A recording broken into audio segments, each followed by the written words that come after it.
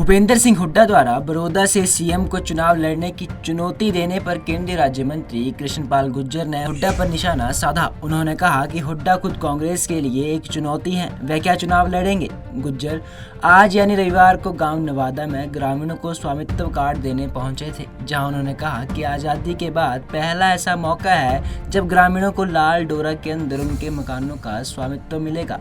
इस योजना से ग्रामीणों के पास लाल डोरा के अंदर बने अपने मकानों के कागजात होंगे, बल्कि वे अब सस्ती दरों पर लोन भी ले सकते हैं। इस दौरान केंद्रीय राज्य मंत्री कृष्णपाल गुर्जर ने कृषि बिलों को लेकर कहा कि मोदी सरकार ने किसानों की आय दुगनी करने के लिए ये महत्वपूर्ण कदम उठाया है। अब किसान खुले बाजार में अपनी फसल बेच सकते हैं। इस दौरान पूर्व मुख्यमंत्री भूपेंद्र सिंह हुड्डा द्वारा बड़ौदा से मुख्यमंत्री मनोहर लाल को चुनाव लड़ने की चुनौती देने पर कहा कि हुड्डा कांग्रेस के लिए अभी भी चुनौती बने हुए हैं।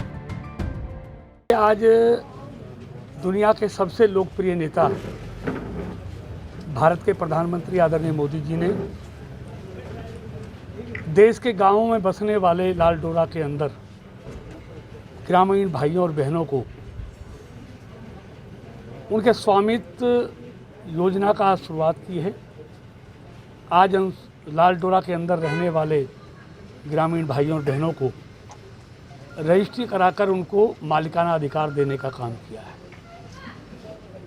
और ये रजिस्ट्री के बाद मालिकाना अधिकार मिलने के बाद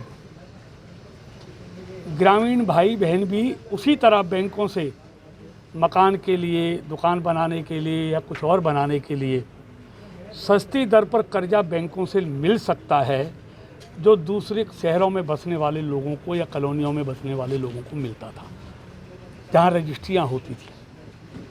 आज़ादी के बाद पहली बार देश को एक ऐसा प्रधानमंत्री मिला है जिसने देश के ग्रामीणों के बारे में, देश के किसानों के बारे में, देश के गरीबों के बारे में अनेकों कल्याणकारी योजनाएं बनाकर उनको ज़मीन पर उतारने का काम किया। ये सब मोदी विरोधी लोग हैं जिन्होंने अपने रहते हुए कभी किसानों का भला नहीं किया, किसानों को उसी हालात में रखा।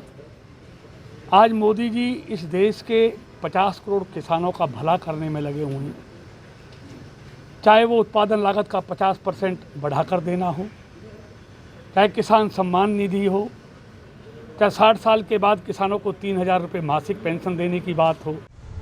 गौरतलब है कि बड़ौदा में उपचुनाव होने वाले हैं, जिसको लेकर सभी पार्टियों ने तैयारियां शुरू कर दी हैं ताकि आने वाले चुनावों में उन्हें जीत मिल सके। पंजाब केसरी टीवी चंडीगढ़ के लिए फरीदाबाद से सुधीर शर्मा की रिपोर्ट।